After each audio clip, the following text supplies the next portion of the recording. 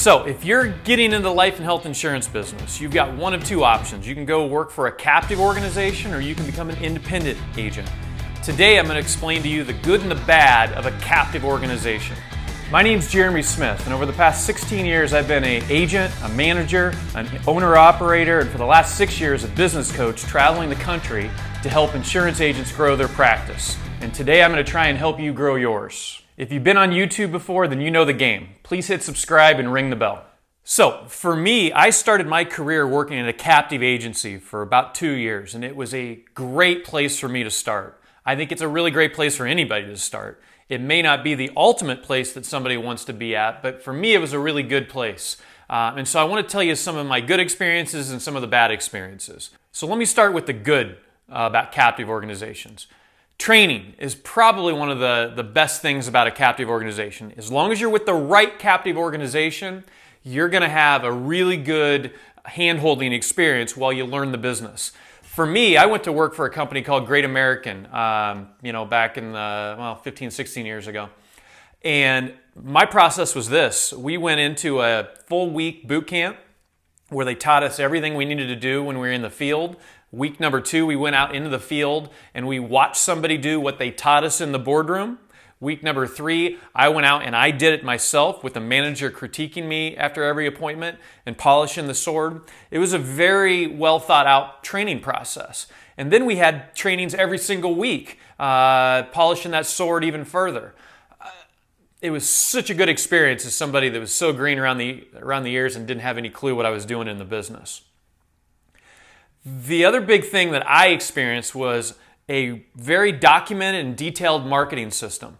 The company I went to work for, we did seminar marketing. So it was laid out how many phone calls we need to make. Here's where I got the list. How many people I needed to say yes to come to a dinner seminar. How many of those people would actually show up. We learned the stage. It was documented exactly how many of those people were going to sit with us, how many of those people we would go write a business on. It was all very streamlined, very documented, very detailed. Very high level too, as opposed to just here's a bunch of leads or make a warm list of all the people you know and go get them tiger.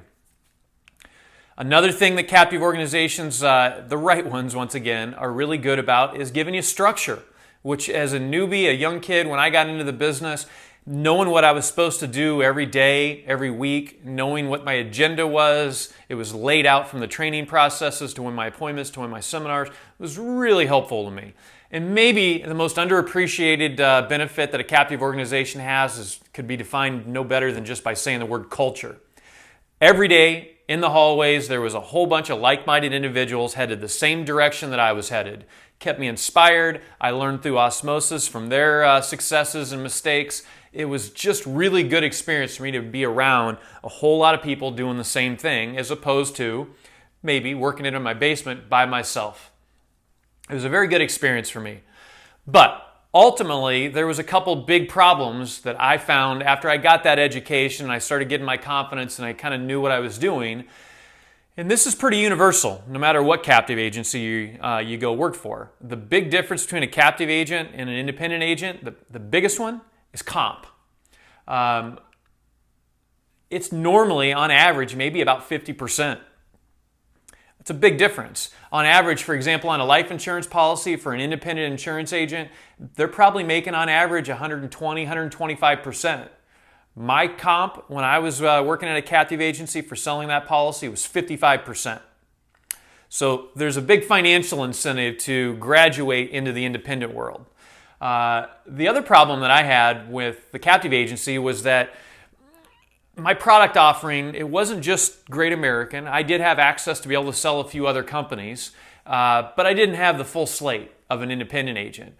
And when you've got the full slate, it really takes a lot of the selling out of insurance sales. When I can go to a client and say, hey, you've got a problem, here's the solution, here's how it works, and here's every company in the country that offers that, here's the price tag, which one do you want? That's a very different experience than me trying to sell them and convince them why they should buy my product.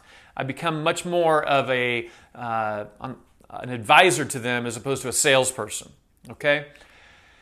The other big thing is this, and I can't say this for every captive organization, but I'll tell you that a very, very high percentage of them work this way. When I went to work for them, I signed a contract that said that they owned my clients.